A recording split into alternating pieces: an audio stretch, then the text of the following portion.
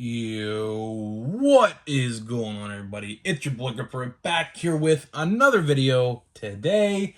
And in this video, we're going to be talking about scalping sports cards, and scalpers seemingly still exist in 2023, which is mind-baffling because scalpers in this world right now, how it is in the sports market, shouldn't really exist. But we're going to talk about everything I know and what I've seen, which is absolutely bizarre. So sit back. This is a story time with Grip and Rip. But before we get into that, thank you guys so much for joining. Can we get 100 likes on today's video? That would be awesome. It literally takes no more than a singular second to hit that like button for me. And let's promote the giveaway. So I am giving away hobby packs of 2023 Top Series 1. How do you win? Be publicly subscribed. That's a setting in your settings. If you don't know how to change your subscription to public, it's a setting. You just flip the switch. Like this video.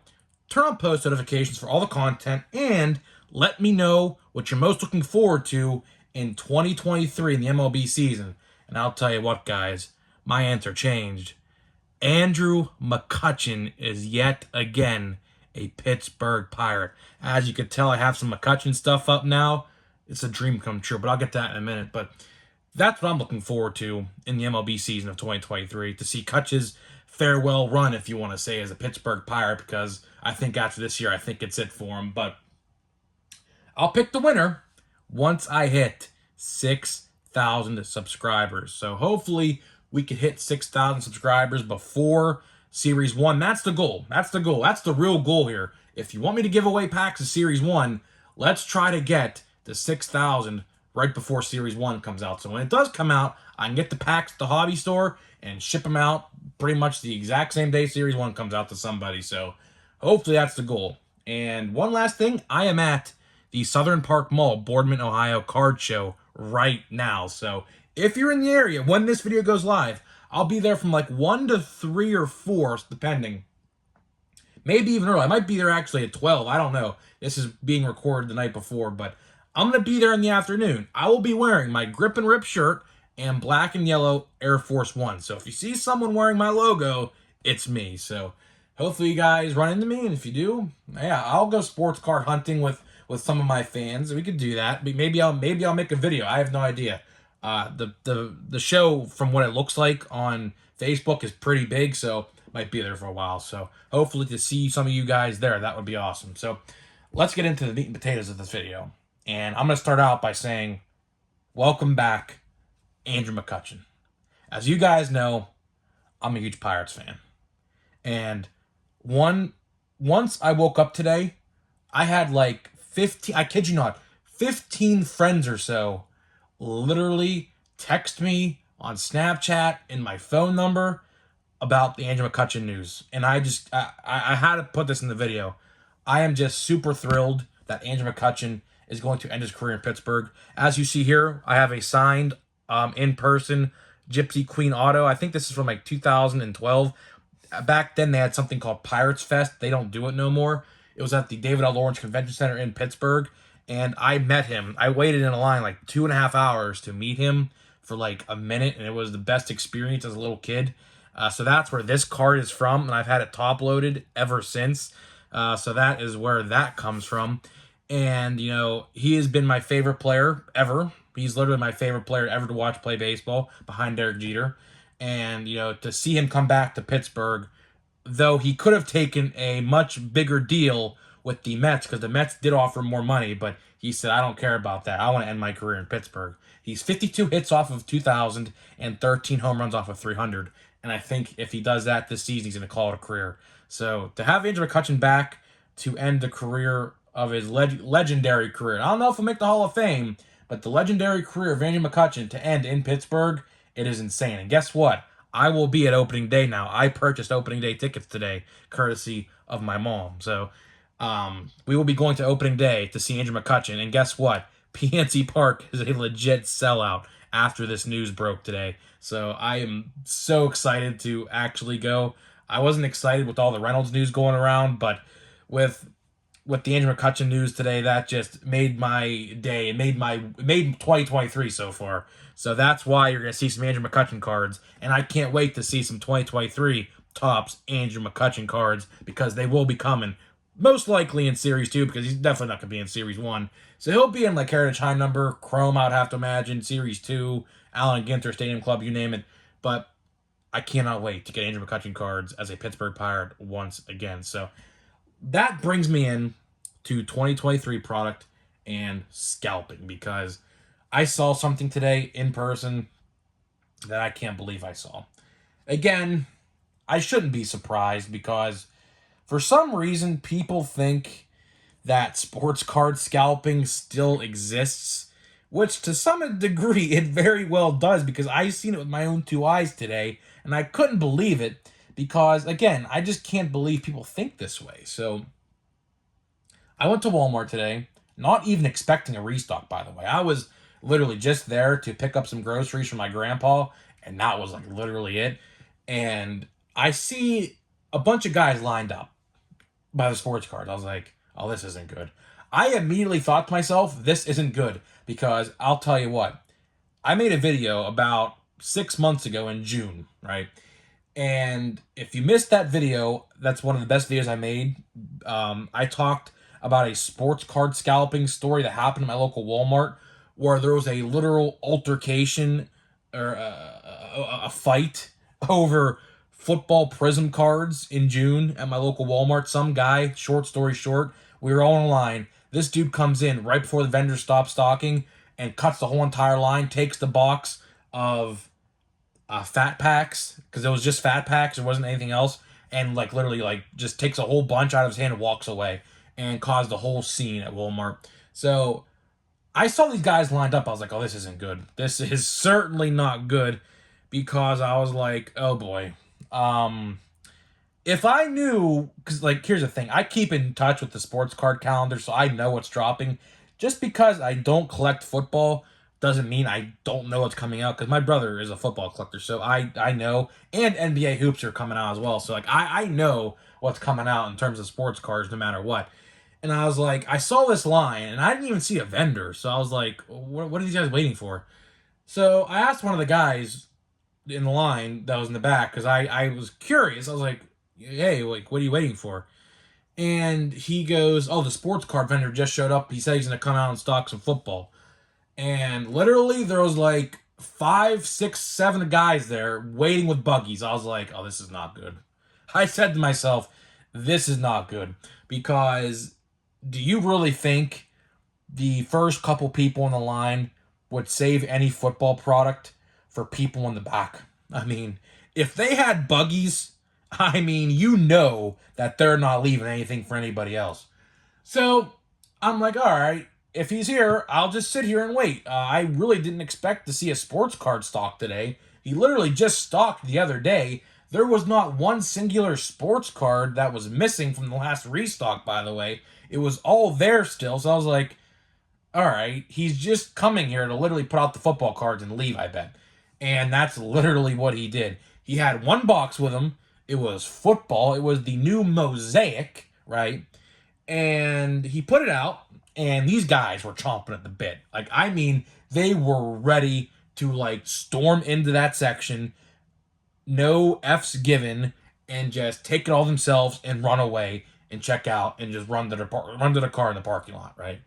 So what happens is the guy comes in, singular box, and I knew immediately what this was all about as soon as I saw these guys, because one guy was wearing a New York Jets, like a hoodie, right? And I knew immediately what this is about because I remembered seeing that guy in the NFL Prism restock. So I was like, I was trying to think to myself, like, how do these guys know he was here and waiting for him? Like, there is no way that these guys would have magically just sat there and like knew he was coming. This wasn't intentional. So I was like, all right, so there's some inside connection here going on. And I said that to myself. I was like, there's some inside connection going on here because there is no way these guys would have known he was here unless he told them previously, because I have been to plenty restocks over the last year and a half, and you know, he, like, this new vendor, this new company never would show up on a Friday. Now the old vendor, which was a blessing because the old vendor would literally show up every Friday at 1:30, so I knew when to be there. But this new vendor, this new company they have in place, My Walmart in particular has had a very bad time with the new company. We've gone through like 4 or 5 different vendors now. I kid you not. There was a couple at one point, I believe in like September around, that stocked a couple times. I think once was on like a Saturday, and then I literally never saw them again, and they quit. And then another person came in like a month later because there was no restocks for like a whole month. She came from Ohio. She said she was just a fill-in because the other people quit, so that's how I knew they quit. And then she obviously stepped away from that because this obviously wasn't her area to stock. And a new vendor come in, which is this young kid. He's like literally 19 years old. I asked him how old he was. He's 19 years old. And now we have that one. So the vendor situation in my area, since this new companies came in, as you guys know, I've made videos, plenty of videos about this. This new company sucks. Whatever company, I don't even know the name of them, but they're awful. At least the vendors in my area, I kid you not, the old ones, like the couple that used to stock that quit, they used to took like 3.5 hours to stock. It was insane. But so what he does is he stocks the football, and there's not much. There's not much at all. There's literally, I think, like 8 to 12 blaster boxes of Mosaic. I didn't get nowhere close to them. I asked my brother if he wanted some. He said no. So I was like, all right, I'm just going to sit here and I'm going to see what unfolds. I'm not interested in buying any. I acted like I was. I wanted to make my intentions clear. Like, yeah, I'm here for the Mosaic. I wanted to try to act like them, try to, go incognito, per se. And wouldn't you know it, another altercation occurs. Same thing happened. For some reason, this guy, who's like fourth in line, right, literally ditched his buggy, or well, shopping cart, as you guys would say, because buggy is I guess, Western PA terminology. So shopping cart for you people. He ditched his shopping cart, ran. I kid you not, ran, grabbed a whole bunch up. He didn't grab them all. He grabbed whatever his 2 hands could fit around and walked away into the checkout line. I could not believe what I saw. I was going to record it. I honestly thought about it, but it literally happened that quick in a snap of a finger. It was that quick. And the video clip would have literally been no more than like 3 to 5 seconds long. These guys, why does sports card scalping still happen in 2023? Mosaic, from what it looks like, is not going to be that big of a product. Because you know why? It's still currently sitting on Walmart and Target's website as we speak right now, retail price. So, why are people acting like fools? That's basically what I want to know. There needs to be no scalping in 2023. I think the era of scalping is over. Now, sure, you will still have people out there who try to do it, like this guy today, who looked like an actual geek, literally an actual geek doing it. He made himself look like a fool because, honestly, people didn't care.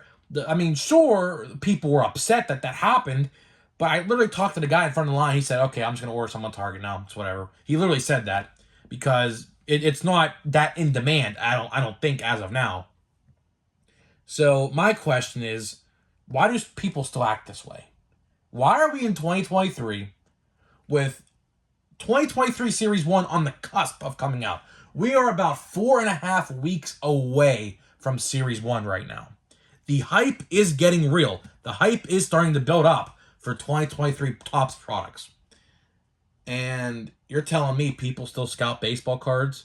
This whole scalping situation, if you guys don't know, I'm sure most of you know, like 90% of you probably know the story of how this started.